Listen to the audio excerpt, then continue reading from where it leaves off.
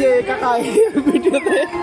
আচ্ছা, আজকে চলে এসেছি চন্দননগর জগতপুর দেখবো বলেছিলাম যে আগের দিন যে চন্দননগর আসবো দেখবো। তো সবার আগে স্টাইল লাইটিংটাকে দেখে নেবো। তো তার আগে বলে রাখি যে প্রথম যে প্যানেলগুলো রেখেছি সেই প্যানেলগুলো তো মিস করা যাবে না, কারণ ওইগুলো কিন্তু অ্যাকচুয়াল মজা দেবে প্যানেলের মধ্যে। আর কারণ ওই প্যানেলগুলো জাস্ট অসম হয়েছে, প্রথম 3টে প্যানেল তো মিস করবেনই না, ওটা প্রথমে দিয়ে দিয়েছি এই কারণে তোমরা দেখতে পারো। আর তারপরে তো অবশ্যই চলে আসো। একটা ভালো কথা, গাড়ি নিয়ে ঢোকা যাবে না, যদি বাইক হয় তো তাও ঢোকা যাবে না, দূর থেকে পুরোপুরি নো এন্ট্রি হয়ে যায়। তো পার্ক করার জায়গা আছে, মোটামুটি পায়ে হেঁটে 6 থেকে 7 কিলোমিটার হাঁটতে হবে, তার মধ্যে কিছু অনেকগুলো প্যানেল পেয়ে যাবে। আর যদি এর থেকে বেশি হাঁটতে পারো তো আরও প্যানেল পেয়ে যাবে। তো চলো দেখা যাক। আর তার আগে চাইলেও দেখিয়ে দিই কীরকম লাগছে। হলো জগদ্ধাত্রী পুজো চন্দননগর, মোটামুটি এরকম লাইটিং থাকে। তো আমি দাঁড়িয়ে আছি আপাতত জগদ্ধাত্রী পুজো দেখার জন্য। একটা ব্রিজের ওপর চন্দননগর ওইদিকে যাওয়া যাবে, আর পেছনেও অবভিয়াসলি চন্দননগর। তো স্টেশনটা ওইদিকে পড়বে, স্টেশন থেকে ওইটা ঘুরে এসে এখানে ব্রিজ আছে সেই রাস্তা ধরে আসলাম, ভাবলাম যে বাইক নিয়ে ঢুকতে পারো, বাট বাইক দিয়ে নো এন্ট্রি, দুপুর 2টোর মধ্যে নো এন্ট্রি হয়ে যাবে। তো অবশ্যই কিন্তু হেঁটে ঢুকতে হবে। মোটামুটি 7-8 কিলোমিটারের মধ্যে সব ঠাকুর পেয়ে যাবে, হেলাপুকুর, বাগবাজার সব এখানে বড় বড় প্যানেলগুলো। তো একটা কথাই বলবো যে 4 চাকা বা 2 চাকা নিয়ে ঘোরা কোনো প্ল্যান করবে না, যদি করার থাকে তো সকালে আসতে হবে। তবে দূর থেকে এখানে নো এন্ট্রি হয়ে গেছে এটুকু বলতে পারি। বাকি চলো পুরো ভিডিও দেখাই, অনেকগুলো ঠাকুর প্যানেল রয়েছে, কী করে কী ঘুরবে সব বলে দেবো। তবে হ্যাঁ, অসুবিধা হলে আমি কিছু বলতে পারবো না, অ্যাকচুয়ালি আমার এখানে রাস্তা আছে না। আমি অ্যাকচুয়ালি এই যে ব্রিজটা দেখছো যেখানে দাঁড়িয়ে আছি, আগে দেখালাম, এই ব্রিজটা আমি নতুনভাবে এসেছি। আর পেছনে রয়েছে স্টেশন, তো আমি ঢুকেছিলাম ওই পাশ দিয়ে, বাই রোড এসেছি। তো ঢোকার পর একটা কথা যেটা বুঝতে পারলাম যে এখানে নো এন্ট্রি হয়ে যাবে, বাইকে ঢোকাটা কোনোভাবে অ্যালাউ হবে না। তো মোটামুটি পায়ে একটু জোর রাখতে হবে, 7-10 কিলোমিটার হাঁটতে পারলে অনেকটাও দেখতে পারবে। আমরা মোটামুটি 8 কিলোমিটার ঘুরলাম, রানীর মাখে যেতে পারিনি, ভিড়ের জন্য টাইমও হয়ে গেছে, অনেকটা রাত হয়ে গেছে, বাড়ি ফিরতে হবে। তো যে কটা ঠাকুর দেখিয়েছি মোটামুটি খুব ভালো ভালো প্যানেল, মিস করা যাবে না কিন্তু। তো চলো শুরু করা যাক। ফার্স্টে পালপাড়ার এই লাইটিংটা দিলাম, লাইটিংটা খুব সুন্দর লাগে, তার জন্য। আর চন্দননগর কিন্তু লাইটিংয়ের জন্য বিখ্যাত, তার জন্য লাইটিংটা আগে রাখতেই হবে। তো যাই হোক, অ্যাকচুয়ালি পালপাড়া নয়, আমরা এসেছি হেলাপুকুরে ঠাকুরটা কেন বিখ্যাত সেটা বলবো আস্তে আস্তে। তবে একটা কথা বলে রাখি, হেলাপুকুরটা নামটা কিন্তু যখন থেকে ঢুকেছি চন্দননগরে তখন থেকে শুনে আসছি। আসার কারণ আমি এখানে ঢুকে বুঝলাম মারাত্মক ভিড় ছিল, জাস্ট সামনেটা একবার দেখে বুঝতে পারছো। তো এরকম ভিড় এখন যা সন্ধে 8টা মতো বাজে। যাই হোক, তো ভিড় তো চরমে ছিল। তো হেলাপুকুর নিয়ে এতটা উত্তেজনা কেন সেটা শুনতে পেলাম একটাই কারণে, হীরের ঠাকুর তৈরি করা হয়েছে। হীরের ঠাকুর বলতে না, হীরের তৈরি নয়, বাট গায়ে যে হীরেটা মা পড়ে রয়েছে, হীরেগুলো যে পড়ে রয়েছে সেগুলোর দাম কানে শুনলাম এখানে অ্যানাউন্স করছিল 9 কোটি টাকা। 9 কোটি টাকা, জাস্ট ইমাজিন, 9 কোটি টাকা হিরে পড়ানো হয়েছে মাকে। মানে এটা জাস্ট আমি শোনা পড়ানোর কথা শুনেছি, বাট হীরের ব্যাপারটা এই প্রথমবার কানে শুনলাম। বাট সিরিয়াসলি আমি প্যান্ডেলটায় ঢুকতে গিয়ে এনজয় করতে পারিনি ভালো করে, কারণ এতটা ভিড় ছিল মুখে বলার মতো না। বাট সিরিয়াসলি যেটুকু পেরেছি ভিডিও করেছি, মানে নিজের চোখে দেখতে পাচ্ছি না। আমিও অ্যাকচুয়ালি ওখানে ঢুকে এতটাই ভিড়ের মধ্যে পিছিয়ে গেছি যে আমি ক্যামেরা করছি, ক্যামেরার মধ্যে দিয়ে অ্যাকচুয়াল প্যান্ডেল দেখতে পাচ্ছি, মানে এতটাই মানে ভিড় হয়েছিল। তো একটা কথাই বলবো, সাবধানে যাবে, সব কিছু সাবধানে রাখবে, কারণ ভিড় এতটাই চরমে, যদি পকেট মার হয়ে যায় তো কিছু করার নেই। তো আশা করছি না হওয়ার চান্সই বেশি, বা তবুও সাবধানে থাকবে। প্রচণ্ড ভিড় হয়, প্রচণ্ড, মানে এতটা ভিড় আমি আজকে এখন এখানে গিয়ে বুঝলাম যে যদিও গাড়ি ঢুকতে দিত, অসম্ভব ছিল গাড়ি নিয়ে এই ঠাকুরগুলো পরিদর্শন করা, অসম্ভব। তো যাই হোক, তো অনেক ঠেলে ঘুরতে এত সামনে আসলাম, তো দেখার পজিশনটা খুব ভালো ছিল। ভেতর ঢুকতে দেবে না, যেভাবে দেখানো হবে পারফেক্টলি মানে দর্শন পাওয়া যায়। বাট ভিড়টা একবার দেখে বুঝতে পারছো তো যে চন্দননগরে 2 দিন আগে পুজো এখন বাকি আছে, সেখানে ভিড়টা কীরকম রয়েছে। তবে একটা জিনিস আমি খুব খুশি হয়েছি যে মোটামুটি এখনও 2 দিন বাকি আছে, তার মধ্যে কিন্তু প্যানেল পুরোপুরি কমপ্লিট হয়ে গেছে। সবাই দেখে বেশ মজা পাচ্ছে, এটা সব থেকে বড় ব্যাপার। সত্যি কথা বলতে আমি এখানে এসে ভীষণ খুশি হয়েছি, জাস্ট ভিড়টা দেখে তো আমি মেসমারাইজ হয়ে গেছি। আর মায়ের প্রতিমাটা দেখার কিন্তু সিস্টেমটা বেশ ভালো ছিল। তো যথারীতি অনেক ভিড় কাটিয়ে মায়ের সামনে আসলাম, এতে ঢুকতে যাওয়া যাবে না, আগেই বললাম, দূর থেকে মায়ের ভিডিও করলাম। আমি দেখে ঠিক বুঝতে পারছি না, বাট এই মায়ের গলাটা হিরে কিনা বলতে, মাথাটা হিরে দেখে বোঝা যাচ্ছে। তো এই হিরের পরিমাণ 9 কোটি টাকা, 9 কোটি টাকা হিরে। এটা নিয়ে মোটামুটি চন্দননগরের সব থেকে বেশি হইচই লেগে রয়েছে এই মাকে দেখার জন্যই। তো দেখে বেশ ভালো লাগলো। পাশে ছোটখাটো মেলাও বসেছে, তবে এই প্যানেলটা আমার কিন্তু সব থেকে বেশি ইউনিক লেগে, তাই প্রথমে দিলাম। তো একটা কথা বললে কি, স্টেশন থেকে যারা বাই ট্রেন যাবে, স্টেশন থেকে নামার পর কিন্তু অনেকগুলো ঠাকুর দেখতে পারবে, 3, 4, 5 ঠাকুর দেখতে পারবে। এবং সেখান থেকে কাউকে জিজ্ঞাসা করলেই হবে যে এরকম বাগবাজার ওই দিকটা যাবো, তো তারা দেখিয়ে দেবে। সেখানে বাই রোড তোমরা চলে আসতে পারো, বেশিক্ষণ সময় লাগবে না, পায়ে হেঁটে হয়তো মিনিট 15 লাগতে পারে।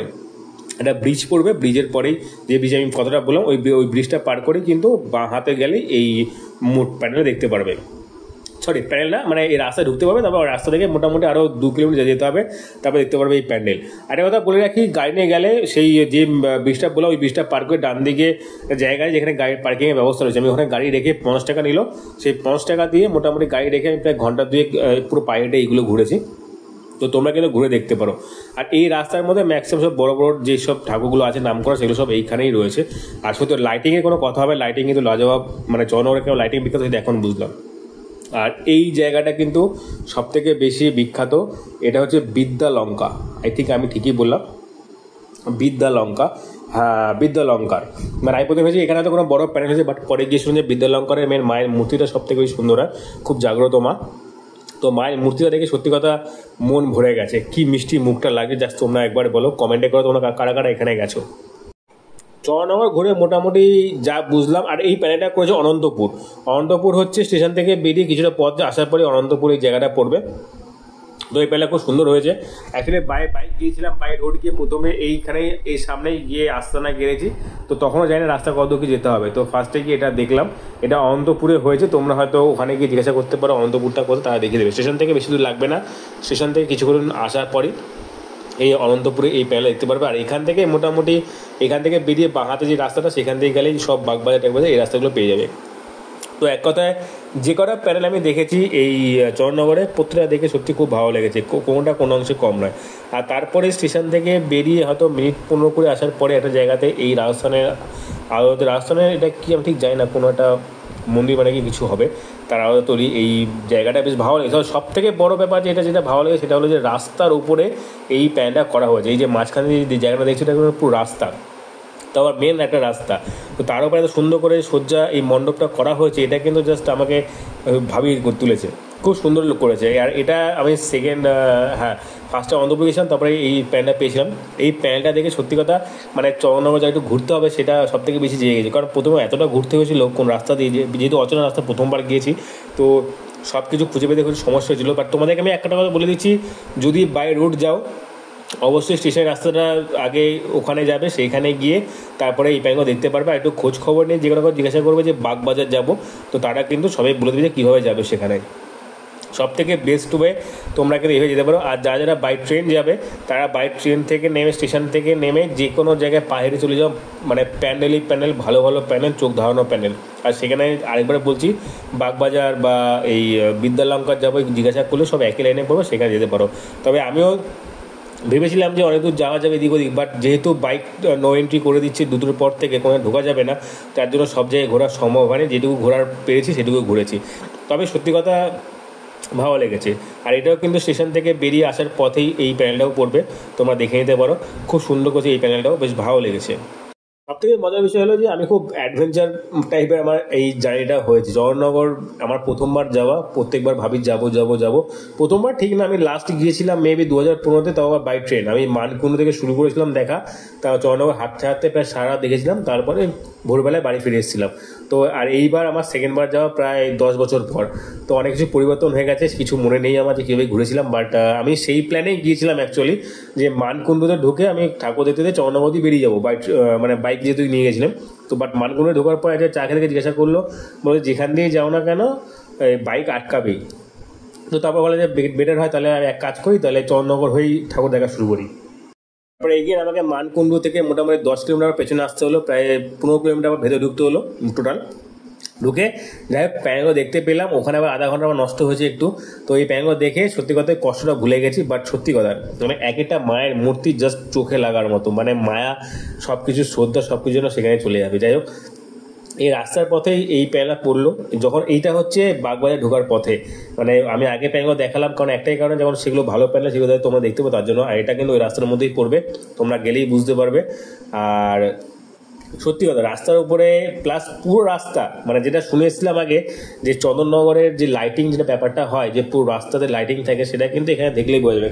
কারণ একটা জায়গায় কি হয় যে রাস্তা খানিকটা লাইটিং থাকবে যেখানে প্যানেল, তারপরে সব ফাঁকা। এখানে কিন্তু সেটা নয়, এটা পুরো রাস্তা এদিক ওদিক সব দিক দিয়ে লাইটিং দিয়ে ভরিয়ে রাখা হয়েছে। মানে কোনটা মানে দেখলে বোঝা যাবে যে এইদিকেও প্যানেল আছে ওইদিকেও প্যানেল আছে। তো অবশ্যই একটা কথা বলবো যে ঘোরার ইচ্ছা থাকলে, হাতে সময় থাকলে সারা রাত যদি ঘুরতে পারো তো কোনো ব্যাপার না, পায়ে হেঁটে ঘুরলে এর থেকেও অনেক বেশি তোমরা প্যানেল দেখতে পারবে।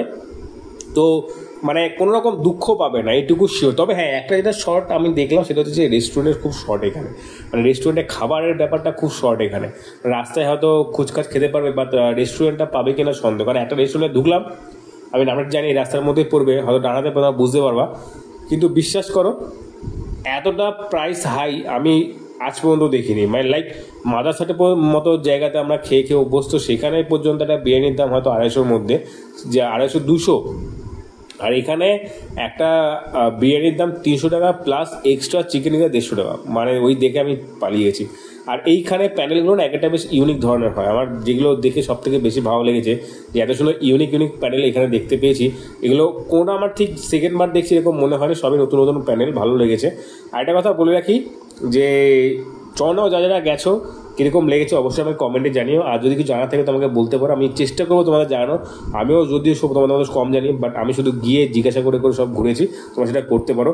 আর একটা লাস্ট কথা যেটা আমি প্রত্যেকটা ভিডিও বলে রাখি, যে কৃষ্ণনগরের পুজোর ভিডিও দিয়ে দিয়েছি, চন্দ্রনগর জগতী পুজো শেষ হয়ে গেল, দিয়ে দিয়েছি। এইবার বাকি আমাদের এই নবদ্বীপের রাস, এই ব্যাপারটা নিয়ে আমি কোনো খামতি রাখবো না।